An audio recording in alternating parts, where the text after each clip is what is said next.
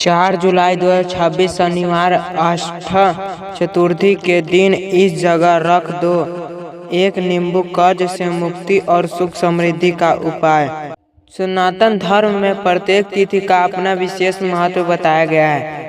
अष्टमी मास की चतुर्थी भी ऐसे ही एक पावन तिथि है जिसे भगवान श्री गणेश की कृपा प्राप्त करने के लिए शुभ माना जाता है। भगवान गणेश विद्यार्थी हैं। ऐसी मान्यता है कि उनकी आराधना से जीवन के अनेक संकट दूर होते हैं और रुके हुए कार्य पूरे होने लगते हैं। मनोकामना में नींबू को नकारात्मक ऊर्जा को दूर करने वाला तथा शुभता का प्रतीक भी माना जाता है। कई संत महात्मा और कथावाचक जिनमें प्रदीप जी मिश्रा द्वारा बताए जाने वाले कुछ लोकप्रिय परंपरा उपाय भी लोगों के बीच चर्चित हैं। इन्हें श्रद्धा और सकारात्मक भाव से करने की सलाह दी जाती है। यदि कोई व्यक्ति लंबे समय से कर्ज, आर्थिक परेशानी, व्यापार में नुकसान, नौकरी में रुकावट या मानसिक तनाव से गुजरा रहा है तो अष्टमी चतुर्थी के दिन भगवान गणेश की पूजा के साथ यह परंपरा नींबू उपाय श्रद्धा से कर सकता है। अष्टमी चतुर्थी का धार्मिक महत्व। चतुर्थी तिथि भगवान गणेश को अत्यंत प्रिय मानी जाती है। शास्त्र में वर्णन मिलता है कि जो व्यक्ति इस दिन गणपति की पूजा करता है उसके जीवन के विघ्न धीरे धीरे समाप्त होने लगते हैं। अष्टमी मास स्वयं भगवान विष्णु, भगवान शिव और देवताओं की उपासना का विशेष समय माना जाता है। इस मास में किया गया जप, तप, दान और पूजा कई गुना फलदायी मानी जाती है। इसी कारण अष्टमी चतुर्थी का पर्व गणेश जी का पूजन विशेष शुभ माना जाता है। भगवान गणेश और कर्ज मुक्त। धार्मिक मान्यता है कि कर्ज केवल धन का नहीं होता बल्कि कर्म का भी होता है। भगवान गणेश बुद्धि, विवेक और सही निर्णय देने वाले देवता हैं। जब व्यक्ति सही निर्णय लेने लगता है तो धीरे धीरे आर्थिक स्थिति भी सुधारने लगती है। इसलिए किसी भी शुभ कार्य की शुरुआत सबसे पहले गणेश पूजा से की जाती है। नींबू का धार्मिक महत्व। भारतीय परंपरा में नींबू को शुद्धता, सकारात्मक ऊर्जा और नकारात्मक को दूर करने का प्रतीक माना गया है। लोग विश्वास है कि नींबू वातावरण के नकारात्मक को भीतर ग्रहण करने का प्रतीक माना जाता है। यह शुभ ऊर्जा को बढ़ाने का संकेत माना जाता है। व्यापार और घर की रक्षा के लिए भी इसका उपयोग कई स्थानों पर किया जाता है। कई लोग इसे नजर दोष से बचाव का प्रतीक भी मानते हैं। अष्टमी चतुर्थी के दिन यह उपाय कैसे करें। शनिवार 4 जुलाई 2026 की सुबह स्नान करके स्वच्छ वस्त्र धारण करें। सबसे पहले भगवान गणेश के सामने दीपक जलाएं। उन्हें दूर्व, लाल फूल, मोदक या गुड़ का भोग अर्पित करें। अब एक ताजा बिना काटा हुआ पीला नींबू लें। नींबू को दोनों हाथों में लेकर भगवान गणेश का समर्पण करें। मन ही मन अपनी आर्थिक परेशानियां और कर्ज से मुक्ति की प्रार्थना करें। अब इस नींबू को अपने घर के मुख्य प्रवेश द्वार के दाहिने ओर या पूजा स्थल के निकट किसी स्वच्छ स्थान पर श्रद्धा से रख दे। कुछ लोग मान्यताओं में इसे व्यापार स्थल की तिजोरी या दुकान के पूजा स्थान के पास भी रखा जाता है। पूरा दिन इसे वही रहने दे। अगले दिन उस नींबू को किसी बहते जल में प्रवाहित करना या किसी पेड़ की जड़ में सम्मान पूर्वक रखने की लोग परंपरा भी कई क्षेत्रों में प्रचलित है। ऐसा करते समय पर्यावरण का ध्यान रखें और सार्वजनिक स्थानों पर गंदगी न फैलाएं। उपाय करते समय बोले या प्रार्थना, ये विद्यार्थी श्री गणेश मेरे जीवन के सभी संकट दूर करे, मुझे सद्बुद्धि, परिश्रमी की शक्ति और धर्म सम्मान मार्ग से आर्थिक उन्नति प्राप्त हो। मेरे ऊपर यदि कोई कर्ज का बोझ है तो उसे चुकाने की समर्थन प्रदान करें। गणेश मंत्र। ओम गण गणपते नमः। इस मंत्र की कम से कम 108 बार माला करने का प्रयास करें। यदि संभव न हो तो 21 बार भी श्रद्धा से जप कर सकते हैं। कर्ज मुक्ति के लिए अन्य शुभ कार्य। जरूरतमंद व्यक्तियों को भोजन करवाएं, गाय को हरा चारा खिलाएं, चींटियों को आटा और शक्कर डालें, पक्षियों के लिए पानी रखें।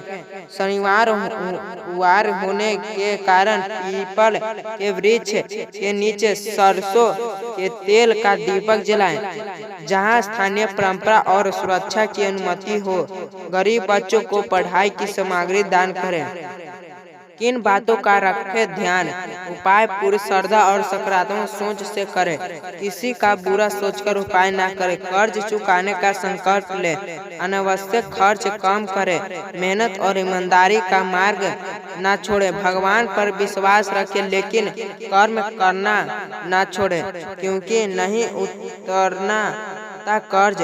धार्मिक दृष्टि से कहा जाता है कि आलस्य, असत्य, अपव्यय और अनुचित आचरण व्यक्ति की आर्थिक प्रगति में बाधा बना सकते हैं। वही व्यावहारिक दृष्टि से अनियोजित खर्च, ऊंचे ब्याज वाले ऋण और आय से अधिक खर्च भी बड़ी वजह होते हैं। इसलिए पूजा के साथ साथ नियमित बचत, बजट बनाने और समय पर भुगतना करना भी आवश्यक है। प्रेरणादायक संदेश। भगवान केवल उसी की सहायता करते हैं जो स्वयं प्रयास करता है। यदि आप प्रतिदिन ईमानदारी से काम करेंगे, समय का सम्मान करेंगे और धन का सही उपयोग करेंगे तो धीरे धीरे आर्थिक स्थिति में सुधार आ सकता है। धार्मिक उपाय मन में विश्वास और सकारात्मक जागने का माध्यम बना सकते हैं। अष्ट चतुर्थी की महिमा और भगवान गणेश की कृपा।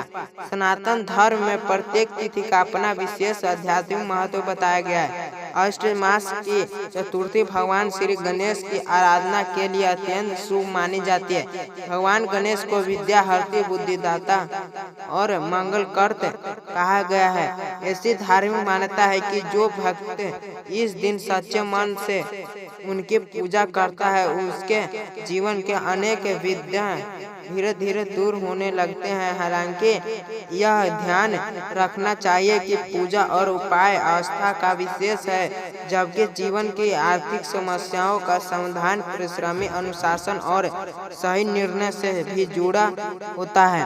यदि व्यक्ति आर्थिक कठिनाइयों, व्यापारियों में नुकसान, नौकरी की समस्या या कर्ज से के बोझ से परेशान होता है, तब उसका मन अशांत हो जाता है।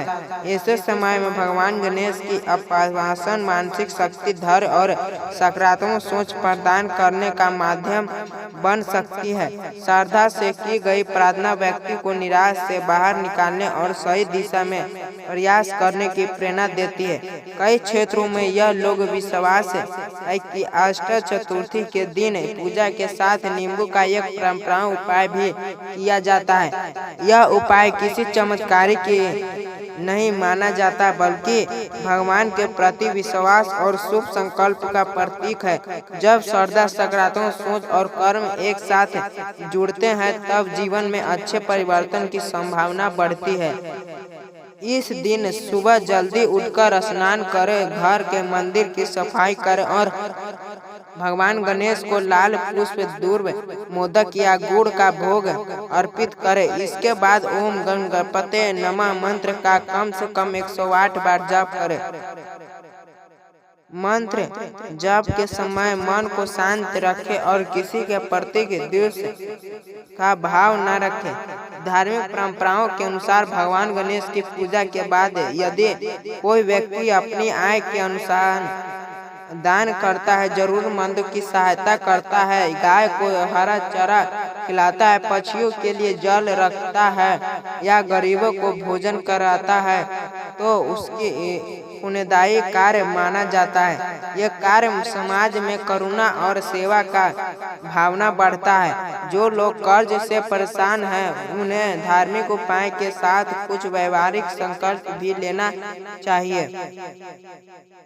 अनावश्यक खर्च कम करना, समय पर ऋण की किस्तें जमा करना, मेहनत से आय बढ़ाना का प्रयास करना और ईमानदारी से जीवन जीना।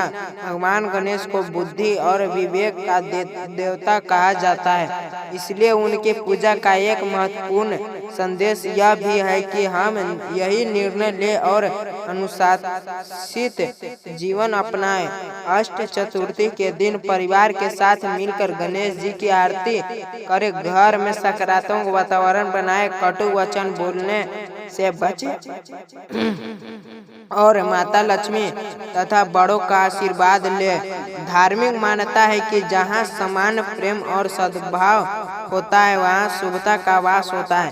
यदि आपने यह कथा और उपाय श्रद्धा से सुना है तो अंत में भगवान श्री गणेश से यही प्रार्थना करें, हे विद्याधर्ती श्री गणेश हमारे जीवन से दुख, भय और निराश को दूर करें, हमें सत्य के मार्ग पर चलने की प्रेरणा दे, परिश्रमी करने की शक्ति दे, सही निर्णय लेने की बुद्धि दे और हमारे परिवार में सुख, शांति तथा समृद्धि बनाए रखे।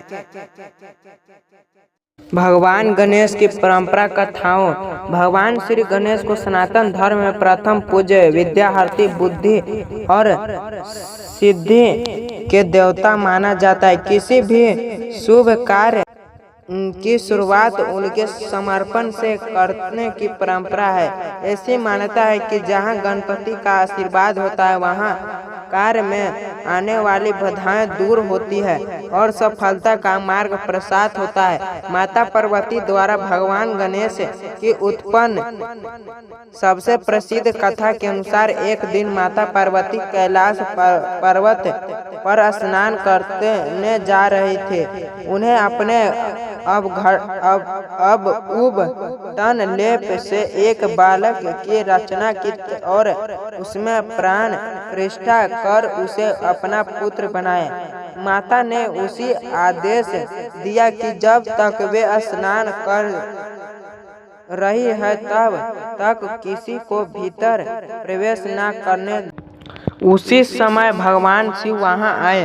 बालक गणेश ने माता की आज्ञा का पालन करते हुए उन्हें भी भीतर जाने से रोक दिया। भगवान शिव ने समझाने का प्रयास किया परंतु गणेश अपनी माता के आदेश पर अडिग रहे।